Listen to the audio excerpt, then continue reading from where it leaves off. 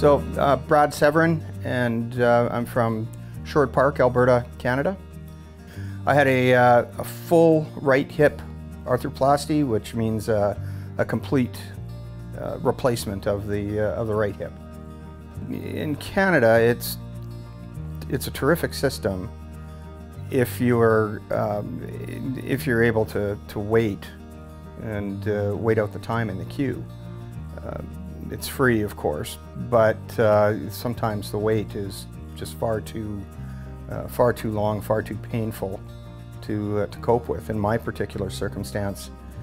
Well, when they said we're taking you out of the queue because of the blood sugar management issue, you're going to be tested again in 3 months. And then at that point, if we're happy with it, then we'll put you back in the queue. I just thought to myself, this is nonsensical. My blood sugars are under control.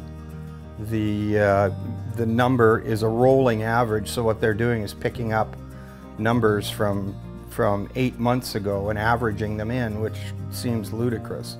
Dr. Kasman expressed, that certainly it's a reasonable requirement to have your blood sugars under control, but I demonstrated to him during our consultation period that clearly that was the case, and that it's very easy for him to accept then that we could go ahead with the surgery. And it was at that moment in time when my surgeon assigned to me in Canada said, yeah, you're out of the queue until we get this dealt with. And then, oh, by the way, when we test you 3 months down the road, if we're happy with that, you'll be back in the queue, which then means a year out, you'll be eligible for a surgical date. And I just thought to myself, this is ridiculous. I cannot continue to live with the level of pain that I have for another 15 months. So I then started researching what the options were for private surgical attention in the US. And that's when I came across the Timely Medical website, and then started looking into the website in depth at the stories, and really those were the things that were very compelling to me. I wanted to know what other people had experienced in using this service, and whether it met their expectations from the perspective of the outcomes, and whether or not they felt that the value was there. And everything that I had read and everything that I had seen from the website told me that using Timely Medical was absolutely the right answer. When I saw the series of videos that one of Dr. Kasman's patients had made, I believe his name was Glenn, those videos were extremely compelling to me.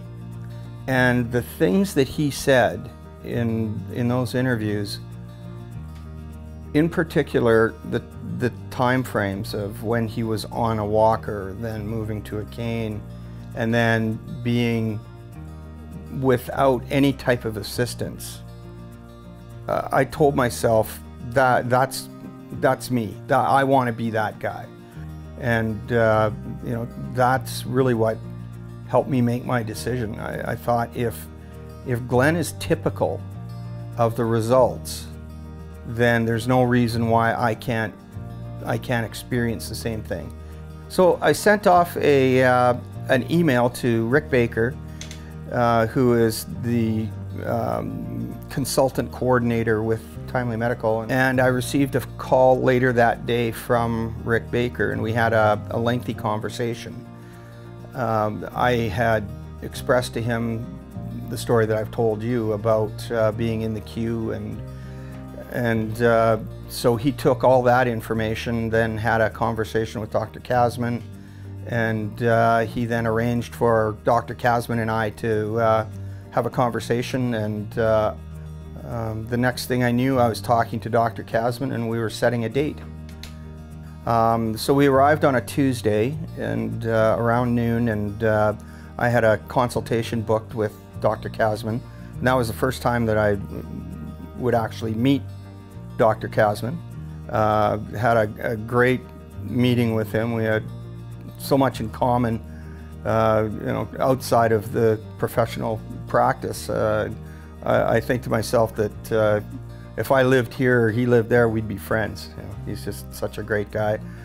Then we had a down day where we just kind of organized ourselves, and then Thursday morning we drove to the hospital, and I go into surgery at 10 o'clock, and I wake up in recovery at 12:30. I'm back in my room by 1:30, and by 2:30 I'm up on a walker.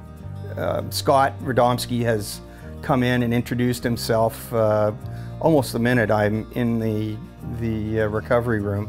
2:30 in the afternoon, we're walking. I'm cruising the hallways with the walker and talking football with Scott. I think I walked 3 or 4 times that day, just in the hallways on my walker. The next day, Scott came and early in the morning, and we were on the walker again. Went for a few walks, and by 2 o'clock in the afternoon, Dr. Kasman came by and we had a conversation. He looked at Scott's report and said, "I think it's time for you to go home." So in the hospital overnight, went home the next day and sleeping in our own quarters the very next day.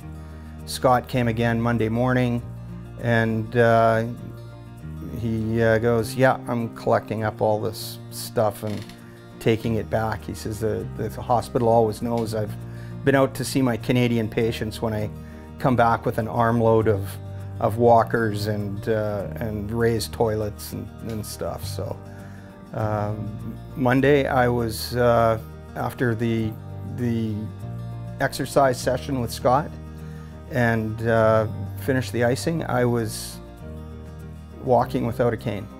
So that's Thursday, Friday, Saturday, Sunday, 4 days.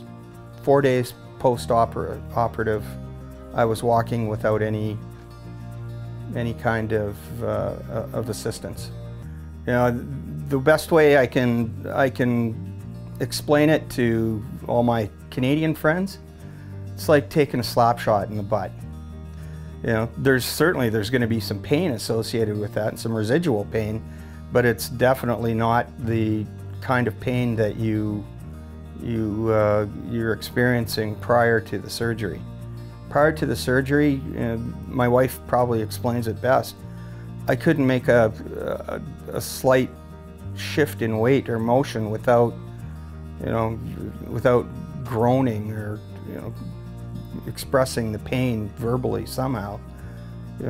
Now there is absolutely nothing.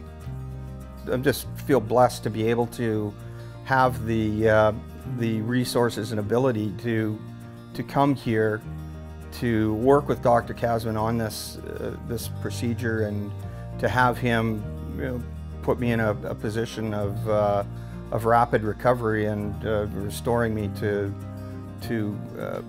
what is my normal routine and my quality of life.